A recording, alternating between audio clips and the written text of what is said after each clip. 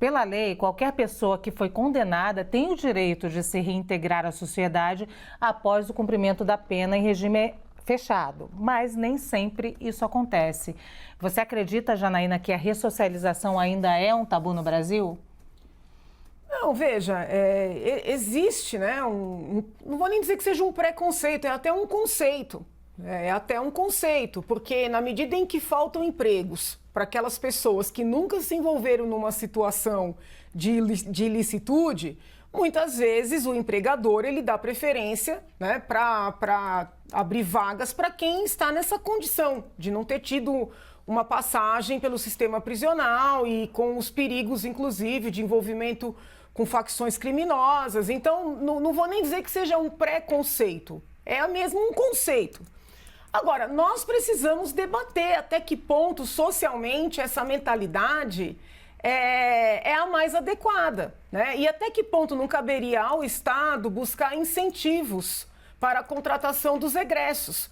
E essa dificuldade, ela se vislumbra com mulheres, mas também com homens, né? Com mulheres e também com homens. No mundo profissional e até na vizinhança, né? A gente sabe de situações, nós que estudamos esse tema a vida inteira, que a pessoa sai do presídio sem nenhum tipo de auxílio, com um passe para ônibus, chega na sua vizinhança e os vizinhos escondem as coisas, querem se mudar. Então, nós não temos como criticar esses vizinhos. Por outro lado, não é inteligente, né, fazer com que essas pessoas fiquem absolutamente marginais, né, apesar de já terem cumprido suas penas, forçando-as a voltar para a criminalidade. Eu lembro que houve uma operação, já tem muitos anos isso, aqui no entorno do Parque Ibirapuera, que aquelas pessoas que ficavam ali como flanelinhas tinham os seus antecedentes verificados e não podiam guardar os carros. Eu me lembro, né, eu estava no início da carreira jurídica, que eu fiquei chocada, eu falei, meu Deus, estão convidando essas pessoas a voltarem para o crime, porque se elas são egressas, cumpriram suas penas, não podem prestar concurso pelo que nós conversamos aqui no primeiro momento. A atividade, vamos dizer, a carteira assinada é muito mais difícil para elas. Para onde é que elas vão? Se elas não podem nem guardar carro, se elas não podem lavar carro, se elas não podem pedir.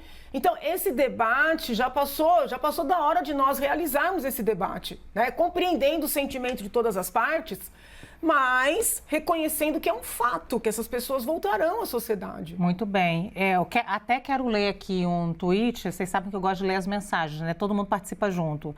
Eu não consigo dizer o nome dele aqui, mas enfim, ele diz o seguinte: ou você vê a prisão como ferramenta de ressocialização, ou você vê como uma punição divina executada pelo Estado.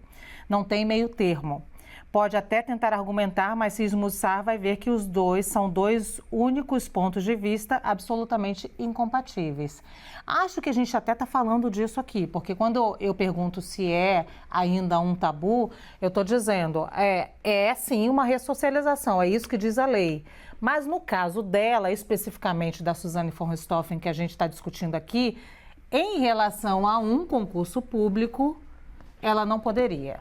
Ponto. Mas o Tardelli até falou, podia fazer qualquer outra coisa, correto?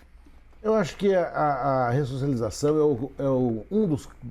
Eu ia falar uma bobagem, um dos calcanhares de Aquiles. A questão que a cidade no Brasil tem o calcanhar de Aquiles, o cotovelo de Aquiles, o ombro de Aquiles, enfim.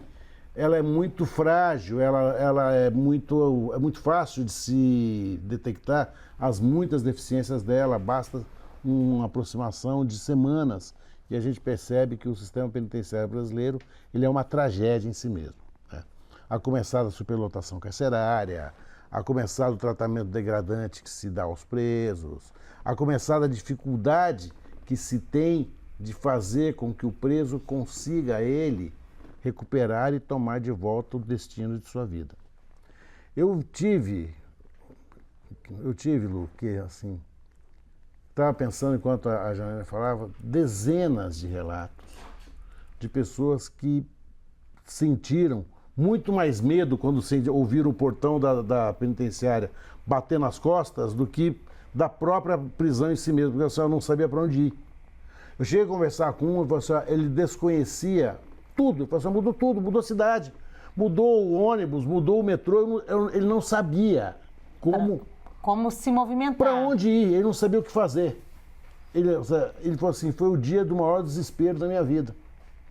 E ele pensou, naquele momento, em cometer um pequeno delito, qualquer que fosse, para poder voltar à condição de preso, que era onde ele estava adaptado. Isso é terrível, porque a prisão faz com que as pessoas se adaptem à rotina prisional. E a rotina prisional, que é, ele não é responsável por... Ele, ao mesmo tempo que não é responsável pela subsistência dele, ele não tem direito a nada. Não. O momento da saída do encarceramento é um momento de agonia do sistema. Olha, nós precisamos fazer alguma coisa, e eu concordo integralmente com a Janaína. Isso é trabalho de uma política de Estado, no sentido de promover essas pessoas. Olha, você não pode exigir da sociedade, do dono da mercearia, do tio da padaria... Que deu um emprego a alguém que acabou de sair do sistema. Você não pode exigir prisional. Isso, você não pode, não é razoável exigir isso dele, porque ele pode dar esse emprego para outra pessoa. Agora, você pode exigir do Estado que se estabeleçam políticas públicas nesse sentido, né?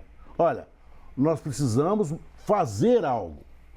O que é esse fazer? Há 1 milhão de ideias nesse sentido. A Janaína deve ter visto isso na Assembleia, porque esse é um debate que toda terça, quarta e quinta tem um debate parecido com alguma coisa nesse sentido, porque é um assunto que nos aflige. Agora, é impressionante a letargia pública. Eu não estou criticando esse governo, estou falando do poder público em si. Do Estado em si, em se movimentar nesse sentido. Inclusive, agora com a tecnologia, né, seria possível fazer cursos profissionalizantes à distância. Porque existe uma dificuldade no número de professores para estarem dentro dos estabelecimentos, às vezes tem uma questão de segurança também, né, mas cursos profissionalizantes à distância. Hoje todo presídio tem equipamento de videoconferência, né? Por que não utilizar, para além das audiências, para que haja esse acesso?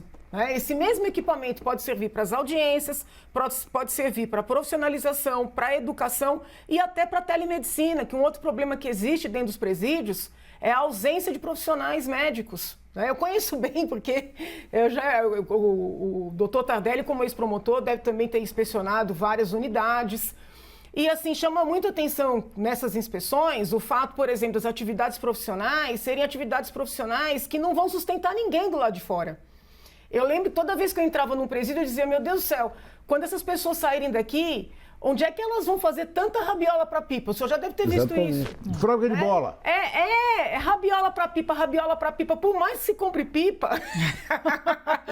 Então, assim, por que não? Não, olha, não é para rir essa situação, né? Não, mas gente, a gente é fica... duro, amiga. Olha, eu vou cômico. dizer, é duro, amiga. Entendeu? Quando você visita um presídio fora do Brasil, por exemplo, nos Estados Unidos, aí você chega aqui, visita o presídio no Brasil...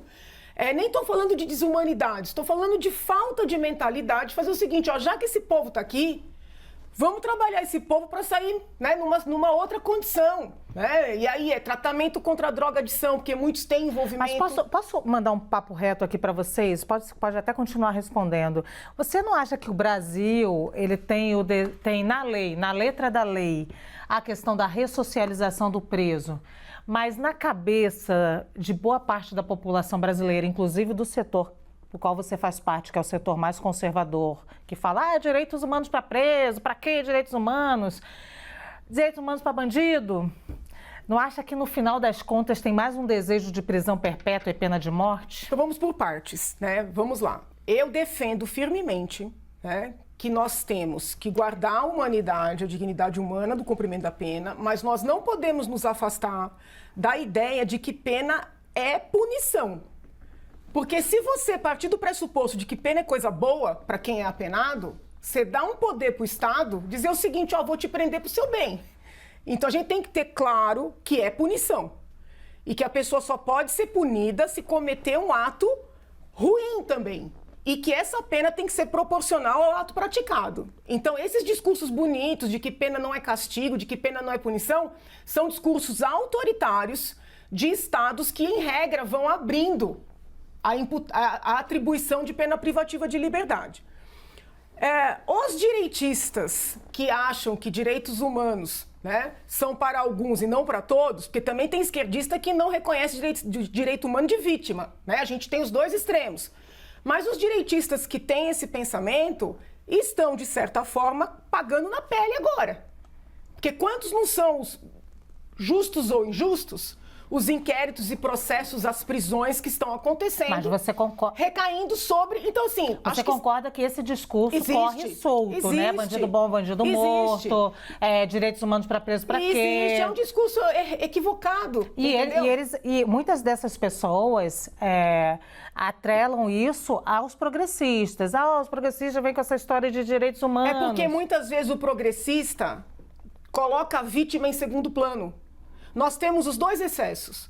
Esse conservador direitista que não entende que qualquer cidadão pode ser preso injustamente e, se for preso justamente, não deixa de ser um cidadão. E que a pena é só a privação de liberdade. Desculpa, Janaína, eu não tenho que debater com a Janaína, eu tenho que passar para o Tardelli. O que eu tô te mas dizendo... mais ou menos, porque se você, por exemplo, e isso é muito normal, se você fala que um jovem foi morto numa favela do Rio, entraram, fizeram uma operação, é certo, dado como certo, que todo o discurso vem que esse jovem é bandido, que tinha que ser eliminado. Não, mas é isso que eu estou te dizendo. A gente tem esse discurso equivocado de um lado, mas também tem um discurso muito equivocado do outro, porque a esquerda insiste, por exemplo, que segurança pública é um desejo só dos ricos, e não é. As maiores vítimas dos assaltos, dos estupros, estão nas periferias, porque são as mulheres que saem ainda à noite para ir a pé até o ponto de ônibus. Então nós temos injustiças e equívocos dos dois lados. E a rigor, né, o certo, sobretudo nesse tema, é o caminho do meio. Não sei se eu falei claramente. Você falou claramente e bastante, agora eu tenho que passar para ele. Pronto, vai lá, colega, desculpa. Vai, Tardelli. Não, eu que entrei no debate aqui, não peço desculpa. Não, o debate é muito interessante, ele é muito oportuno. Eu acho que ele é um debate que é inadiável. Nós estamos fugindo desse debate. Aliás, o Brasil foge das questões que mais nos agudizam, que mais nos infelicitam. Há uma questão... Eu gostaria de falar isso com o telespectador que está me ouvindo e para você que é o mais conservador dos conservadores. Há uma questão que arrebenta com qualquer política de direitos humanos, que é a guerra contra o crime. Quando a gente fala que existe uma guerra contra as drogas, uma guerra contra o crime, imediatamente, Lu, você cria um inimigo, porque não há guerra sem inimigo. E o inimigo que é criado é o inimigo que nasce dos estereótipos da classe dominante. Qual é o estereótipo da classe dominante? Perigoso é o preto correndo na rua armado. Certo? Esse é perigoso. Onde ele mora? Ele mora na periferia, portanto é lá que nós vamos atuar. E quando você fala em guerra, você não está falando em direitos humanos para o teu inimigo. O teu inimigo tem que ser dizimado. Bandido bom e bandido morto.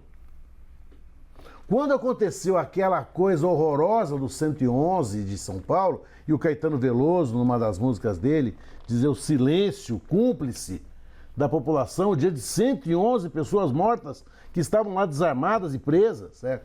Você está falando do massacre do Carandiru. Do massacre do Carandiru, né? Nós chegamos à conclusão de que a população está sequestrada e autoconvocada nessa guerra contra o crime. Não há guerra contra o crime, não existe guerra contra o crime. O que você quer dizer com isso? O que eu quero dizer com isso é o seguinte: quando a gente acredita em guerra contra o crime, nós abolimos qualquer política de direitos humanos para os nossos inimigos. Quem são os nossos inimigos? Quem? Esses que a polícia está perseguindo, esses que o BOP invade. Essas pessoas não vão ter direitos humanos.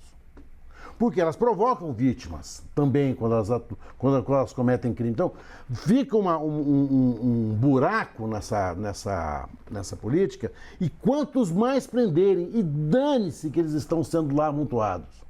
Porque nós estamos prendendo o inimigo. Mas você não acha que a minha pergunta inicial para a Janaína, que a população tem uma sensação de que gostaria que eles ficassem eternamente lá? Sim, eu não tenho dúvida disso. Porque a população está sequestrada psicologicamente e convencida de que nós vivemos uma guerra contra o crime. Se nós vivemos uma guerra contra o crime, direitos humanos é uma conversa estranha. É estranho isso. Pera aí, mas ele matou, mas ele roubou, ele traficou. Né? Isso tira dele a titularidade, né, de direitos que todos nós possuímos. Nós chegamos a inventar a expressão humanos direitos. Nós chegamos a dizer que os direitos humanos é para a sociedade ordeira. Eu ouvi isso recentemente num julgamento, que a Constituição Federal protege a sociedade ordeira. Ela protege a todos nós indistintamente. Então, quando a Janaína ela expõe isso, e a Janaína ela é muito didática, ela é muito professora. Eu estou adorando esses momentos de debate aqui com ela, porque eu aprendo muito com a Janaína. É. Muito mais do que ela imagina que esteja me ensinando, eu estou aprendendo com ela, eu a ouço com muita atenção. É. Porque ela diz o seguinte, a sociedade está armada, certo? A sociedade está... o próprio armamento, a liberação de armas, essa situação de eu quero ter uma arma contra quem? Por que o cidadão comum passou a querer ter uma arma? Você tem uma arma contra o teu inimigo, mas quem é o teu inimigo? É o que vai entrar na minha casa, é o que vai me roubar, é o que vai me ameaçar. E esse é aquele estereótipo que você tem dentro de si. É aquele estereótipo que ele formou ao longo das antropologias todas que nós estamos vivendo. Não é uma atitude racional. No geral, o inimigo também é o que comete o crime contra o patrimônio, né? Mas que tem algo também, não sei se vocês discordam, mas no geral é aquele que rouba o pouco que eu consegui também, sim, né? Rouba meu celular no ponto de ônibus. Roubo meu celular é digno de morte, mesmo que o celular esteja valendo naquele momento R$30 e a gente viu aí um motorista de Uber que passou por cima de outro. Mas a gente tem que tomar algum cuidado para não generalizar, com todo respeito. Não, porque eu só quero perguntar. Eu já vi situações de um cidadão que é montador de imóvel e que com muito custo adquire uma motocicleta. E todo mundo sabe que seguro de moto é muito caro. Então ele não faz seguro e está pagando a motocicleta em parcelas. No primeiro mês é assaltado com arma e levam, né, dessa pessoa do povo a sua motocicleta. Crime contra o patrimônio. Mais, né? Porque tem a ameaça à pessoa. Sim. Né? Tecnicamente, crime contra o patrimônio. Mas a pessoa foi submetida com arma.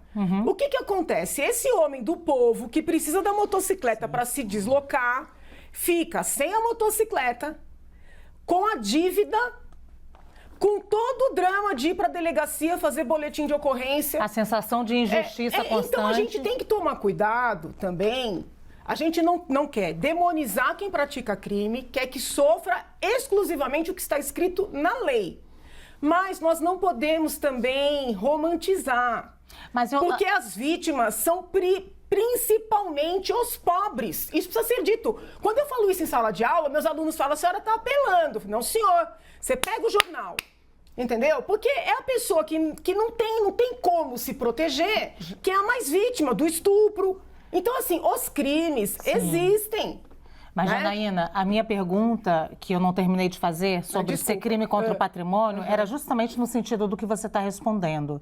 Que, no geral, é crime contra o patrimônio. E aí, eu digo isso porque alguém que comete um roubo, por exemplo, em uma prefeitura, um estado ou um governo federal, que vale 300 mil motos, sei lá, o roubo dele, a população não pensa que ele tem que morrer, tem que ser assassinado. A população pensa. Tanto é que a população está indignada com a anulação da Lava Jato. A população está arrasada. Porque justamente quem desviou milhões, está todo mundo livre. A população pensa. Você acha? Sim. Eu penso assim que... Eu concordo em parte com a Janaína, porque aquela pessoa que depende do celular, que depende da moto e vai ficar sem eles por uma ação criminosa que sofreu, vai ter que fazer uma engenharia econômica familiar gigantesca para obter isso de novo. É um drama. É um drama. Não tenha dúvida que é um drama.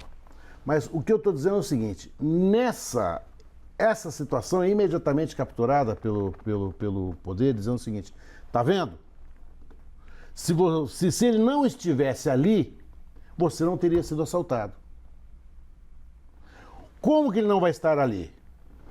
Nós sabemos. Bandido bom, bandido morto. O discurso de bandido bom, bandido morto, você acha que acaba trazendo para a população brasileira essa facilidade de vamos eliminar essa gente, ressocialização para quê? Mas é um discurso de retribuição, né? Porque é desesperador você ficar sem o pouco que tem. Nós somos um país pobre, né? Eu vi gente perder tudo numa enchente, tudo, ficar com a roupa, menos com a roupa do corpo, ficar de trás sumários, porque a enchente levou tudo. Olha, é possível aqui no Brasil perder-se tudo. Perder um celular é perder muita coisa, perder uma moto é perder mais coisa ainda, né? Aí você mistura tudo e fala assim, olha, a sensação de impunidade, ninguém está dizendo, e para a população é muito abstrato você dizer o seguinte, olha, o juiz que condenou lá na Lava Jato, ele é o que cometeu o crime de ter sido um juiz farsante. Isso é muito longe, é um discurso muito difícil, é algo que dificilmente a gente consegue até nós absorvermos. Então, o que essa... Você acha que o discurso aqui... Gente, a discussão começou com a Suzane von Richthofen, tá? E a gente já está na Lava Jato. Mas é o seguinte, você acha que a população não alcança que o juiz que cometeu erros acabou prejudicando toda a operação Lava Jato? População, o que é imediato para a população? Viu os dinheiros. O que é imediato para a população? O que é imediato para a população? Olha, eu disse, isso aqui tinha 50 milhões, ela pegou 50 milhões... Este aqui absolveu. Puxa, peraí, mas... Os 50 milhões, o que aconteceu com esse dinheiro? Então você começa a criar um estado caótico, né? Não o estado, um estado de coisas caótico, em que as pessoas começam a achar que o Brasil está absolutamente à deriva e que, olha, vamos matar. Outro dia eu vi uma reportagem do Fantástico, há muito tempo, eu até estava vendo isso outro dia, num desses recuerdos de redes sociais. O BOPE havia feito uma engenhoca capaz de fazer com que se entrasse mais rapidamente num barraco, certo? No Rio de Janeiro, onde tivesse um desnível grande em relação à rua. Uhum. Era como se fosse uma espécie de uma... Sim. Uma barricada. E o repórter testou e testou aquilo com orgulho, certo? Como as pessoas falam do caveirão, com orgulho.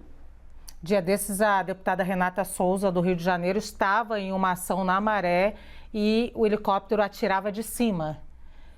Atirar de cima, minha gente. Isso é uma caça. Mas eu posso falar um pouquinho do tema anterior? Porque vamos lá. Durante 5 anos, o Supremo se manifestou sobre a Lava Jato. Pelas mais diversas provocações. Habeas corpus, recursos, né, os mais diversos instrumentos. Durante 5 anos, o Supremo Tribunal Federal disse que estava tudo certo, que estava tudo conforme a lei. Inclusive a questão da competência do magistrado lá de Curitiba.